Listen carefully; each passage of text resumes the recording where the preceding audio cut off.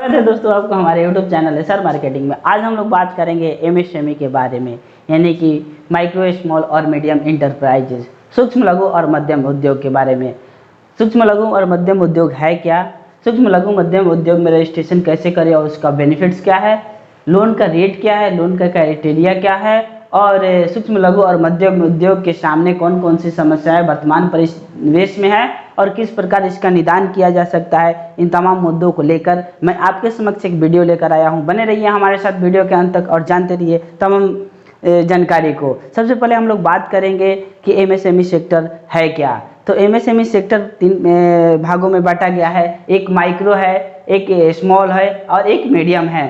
तो कौन सा ऐसा सेगमेंटेशन है जिसके अंतर्गत हम जान पाएंगे कि हमारा बिजनेस जो है माइक्रो के अंतर्गत आ रहा है कि स्मॉल के अंतर्गत आ रहा है कि मीडियम के अंतर्गत आ रहा है। तो अगर आप बिजनेस कर रहे हैं, अगर आपका इन्वेस्टमेंट 1 करोड़ रुपया है और आपका एनुअली टर्नओवर 5 करोड़ रुपया है तो उसको हम लोग माइक्रो के अंतर्गत रखेंगे। अगर आपका बिजनेस का इन्वेस्टमेंट जो है 10 करोड़ रुपया है और आपका एनुअली टर्नओवर जो है 50 करोड़ रुपए का है तो आपका जो ये बिजनेस है स्मॉल के अंतर्गत आएगा। अगर आप बिजनेस कर रहे हैं और आपका बिजनेस का जो इन्वेस्टमेंट है 50 करोड़ रुपए है और आपका एनुअली टर्नओवर 250 करोड़ रुपए के आसपास में आ रहा है, इससे नीचे आ रहा है, तो वो आपको मीडियम के अंतर्गत आएंगे। कौन कौन से प्रोडक्ट एमएसएमई के अंतर्गत तैयार किए जाते हैं, प्रोडक्ट क्या है, तो हम लोग जानेंगे प्रोडक्ट के बारे में कि इसके अंतर्गत आपका पैक्ड फूड आता है, फ्रूट आता है, वेजिटेबल आता है, किराना आता है, मिल्क, पशुपालन, furniture, mail, chimney, cosmetic product, book हो गया, कॉपी हो गया, हार्डवेयर हो गया। अगर आप इन चीज़ों का मैन्युफैक्चरिंग करते हैं, इसका बिजनेस करते हैं और आपका इन्वेस्टमेंट इस क्राइटेरिया का इस सेगमेंटेशन के अंतर्गत आएगा तो वो एमएसएमई सेक्टर के अंतर्गत रखा जाएगा। नेक्स्ट हम लोग बात करेंगे कि इसमें जो है होटल, रेस्टोरेंट, सैलून, आपका ब्यूटी पार्लर, एक्सरे, लैब, इन तमाम प्रकार की चीज़ें भी आएंगी जो हमारा की मैन्युफैक्चरिंग और सर्विस सेक्टर दोनों से रिलेटेड है। आप इसको hotel, restaurant, salon, beauty parlour, x ray, lab आपको सर्विस सेक्टर के अंतर्गत रखा जा सकता है और मैन्युफैक्चरिंग सेक्टर में इन तमाम चीज़ों को रखा जा सकता है। जैसे पैक्ड फूड की अगर बात करें तो हम लोग कुरकुरे लेते हैं, पैक्ड बिस्किट लेते हैं, पैक मिल्क लेते हैं, तमाम प्रकार के खाने पीने वाली चीज़ें जो लेते हैं जो पैक्ड रहता है वो एमएसएमई के अंतर्गत आता है और एक छोटे पैमाने पर उद्योग धंधा किया जाता है और एक छोटे से पैमाने पर किया जाता है जिसका इन्वेस्टमेंट करीब करीब इसी सेगमेंटेशन के अंतर्गत आता है, तो हम उसको एमएसएमई सेक्टर ही बोलेंगे। रहा बात कि हम कितने प्रकार के आइटम इसमें तैयार करते हैं, तो मैंने यहाँ पर कुछ आइटम के बारे में बताया है, यही नहीं है, इसके अलावा बहुत सारा आइटम जो है एमएसएमई सेक्टर तैयार करती है। लगभग आपका 6500 आइटम जो है एमएसएमई सेक्टर में मैन्युफैक्चरिंग किया जाता है और तैयार किया जाता है।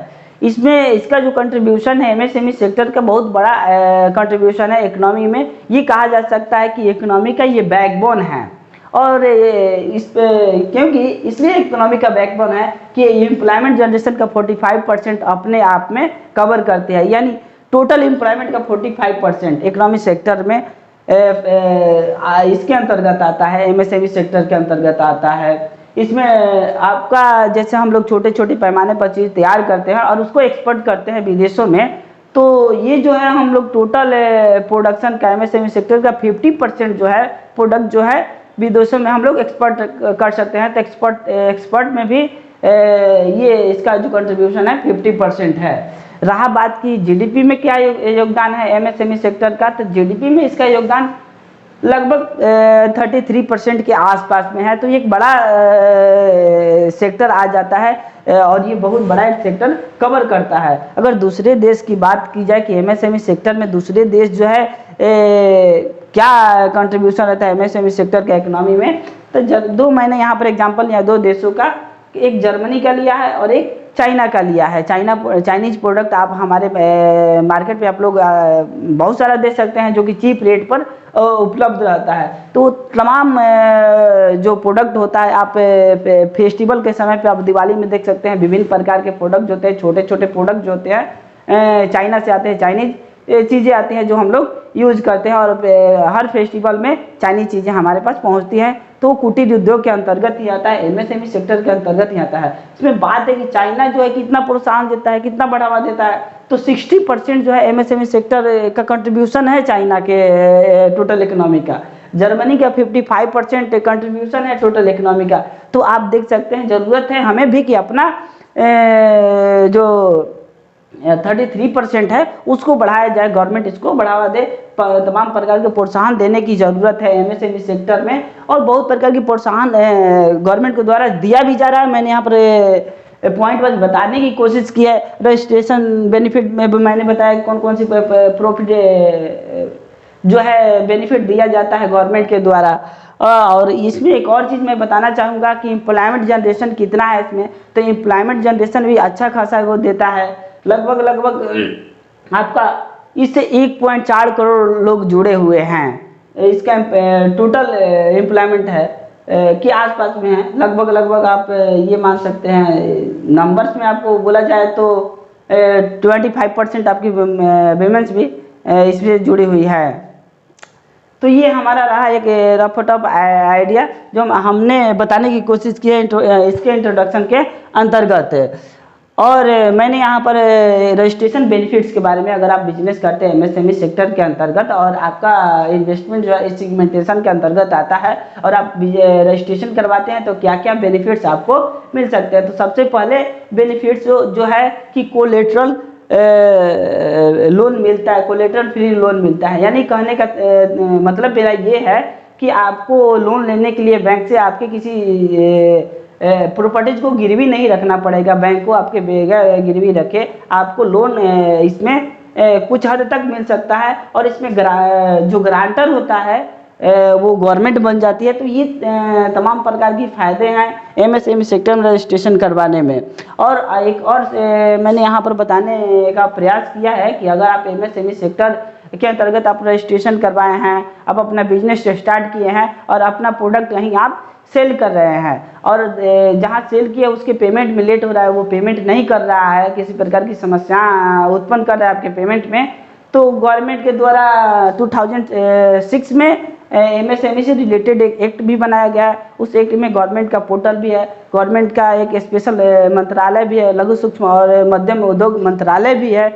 इसके लिए स्पेशल बनाया गया है, एक्ट भी बनाया गया है। तो उसके पोर्टल पर जाकर आप कंप्लेन कर सकते हैं। अगर आपका पेमेंट में डिले हो रहा है, 45 डेज के अंदर में वो नहीं दे रहा है और 45 डेज से ज़्यादा समय हो जा रहा है और आप कंप्लेन कर दिए, तो उसको तो आपको पेमेंट करना ही पड़ेगा। पेमेंट के साथ साथ उसको इंटरेस्ट भी देना पड़ेगा, इसलिए रजिस्ट्रेशन ज़रूरी है। और रजिस्ट्रेशन के बाद कुछ और बेनिफिट जो है मिलते हैं। फाइनेंशियल असिस्टेंस भी मिलता है, यानी कि आप किसी दूर दराज के भारत किसी दूर दराज क्षेत्र में आप एमएसएमई सेक्टर चला रहे हैं, अपना उद्योग धंधा कर रहे हैं और आप चाह रहे हैं कि हम आप अपने उद्योग धंधा के लिए कोई फॉरेन में जो कॉन्फ्रेंस हो रहा है वहाँ हम अटेंड करें, कोई ट्रेड फेयर अटेंड करें, तो उसमें आपकी गवर्नमेंट जो है 95% का आपका एक्सपेंसेस लेने के लिए तैयार रहती है। तो ये एक आपका फाइनेंशियल असिस्टेंस भी दिया जाता है। इसके अंतर्गत आपको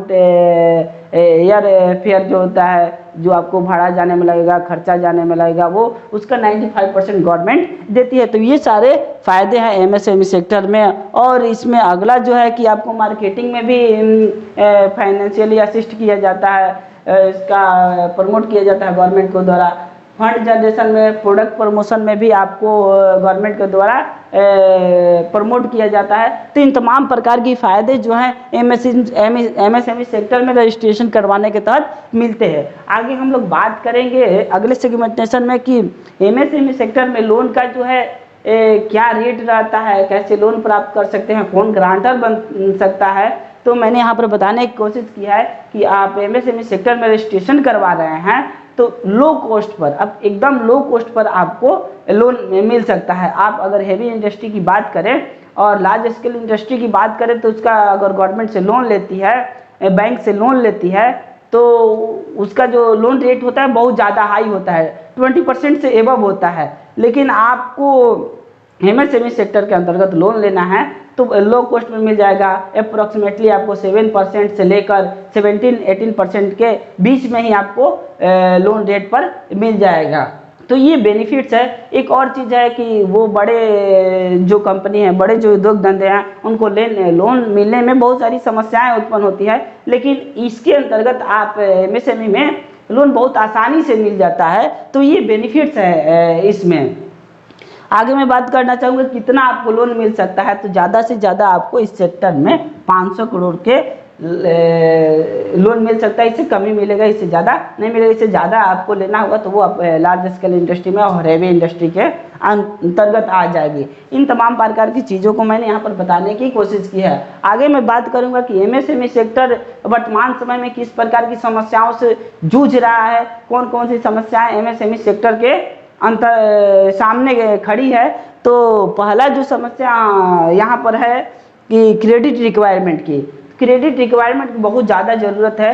तो गवर्नमेंट की ज़रूरत है कि ज़्यादा से ज़्यादा क्रेडिट प्रोवाइड करे एमएसएमई सेक्टर को। जितना हमारे एमएसएमई सेक्टर है, मैंने वहाँ पर बताने की कोशिश की कि हमारे देश में लगभग 63.3 करोड़ एमएसएमई सेक्टर जो है रन कर रहा है। तो इतने सेक्टर के लिए हमें 36 ट्रिलियन डॉलर की आवश्यकता है, लेकिन हम कितना, हमारे पास कितना अवेलेबल है। तो अवेलेबल की अगर बात की जाए तो हमारे पास केवल और केवल 16 ट्रिलियन डॉलर ही अवेलेबल है। तो कहीं ना कहीं 36 ट्रिलियन डॉलर हमें रिक्वायरमेंट है और हमारा जो अवेलेबिलिटी है वो 60 ट्रिलियन डॉलर के आसपास में है। तो ये जो गैप है हमारा 20% का, बहुत बड़ा गैप है। इसे पाटने की आवश्यकता है। अगर हम इसे पाटेंगे तो जो हमारा कंट्रीब्यूशन है एमएसएमई सेक्टर का जीडीपी में वो बढ़ेगा, एम्प्लॉयमेंट जनरेशन है वो बढ़ेगा। जिस प्रकार के एम्प्लॉयमेंट की समस्या से हमारा देश जूझ रहा है, कहीं ना कहीं वो कम होगा अगर हम इसको पाटते हैं।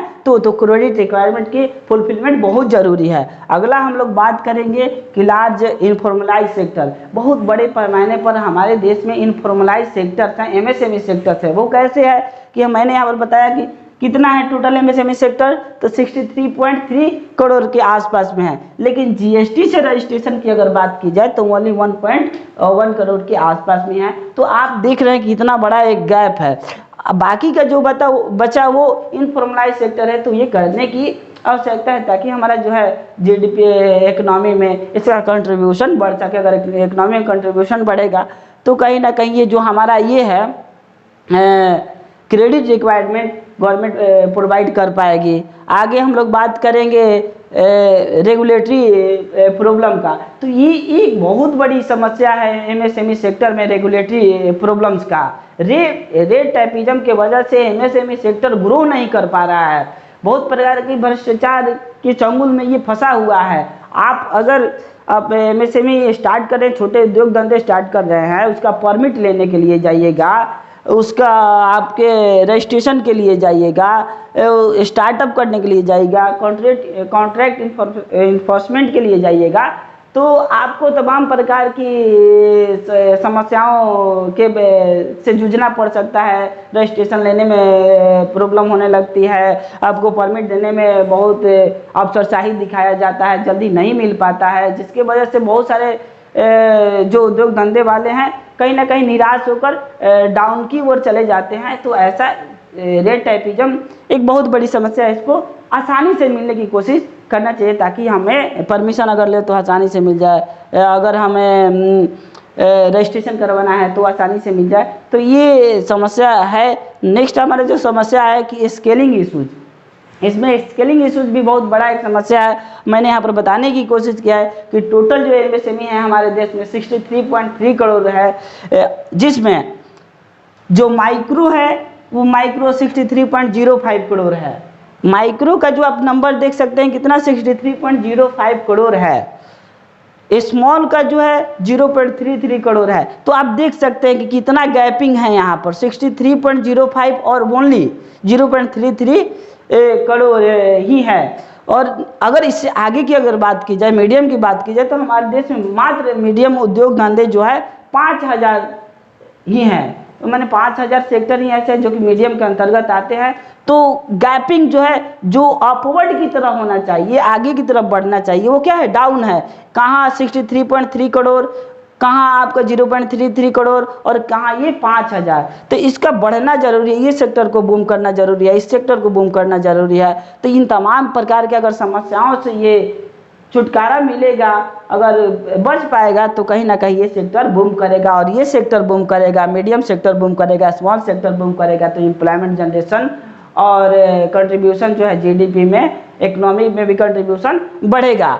रहा आगे मैं बात करूंगा कैसे एमएसएमई में जो प्रॉब्लम्स है, समस्याएं हैं, उसको सॉल्यूशन क्या हो सकता है, किस प्रकार से हम इसको आगे बढ़ा सकते हैं, किस प्रकार के स्टेप गवर्नमेंट के द्वारा लेना चाहिए।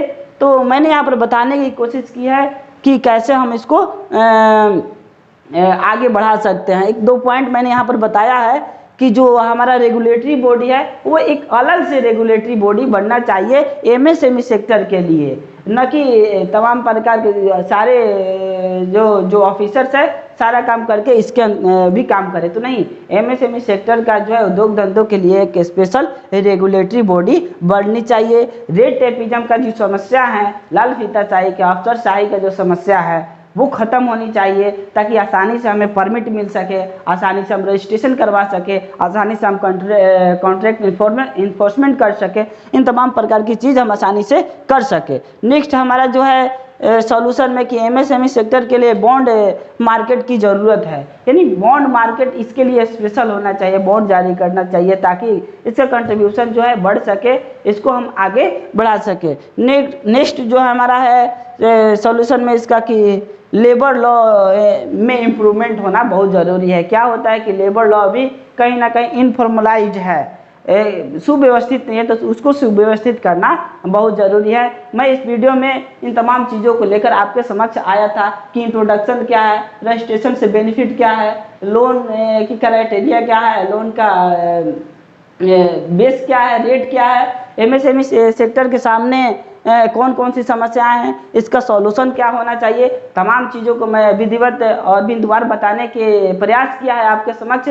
और मैं रजिस्ट्रेशन के लिए वीडियो के अंत में लिंक डाल दूंगा कि कैसे आप एमएसएमई सेक्टर में रजिस्टर्ड करवा सकते हैं। तो उसके लिए गवर्नमेंट पोर्टल बना हुआ है, वहां पर जाकर आप रजिस्टर्ड करवा सकते हैं। अगर वीडियो हमारा अच्छा लगा हो, इन्फॉर्मेशन अच्छा लगा हो, तो लाइक, सब्सक्राइब और शेयर जरूर करें। Thank you so much.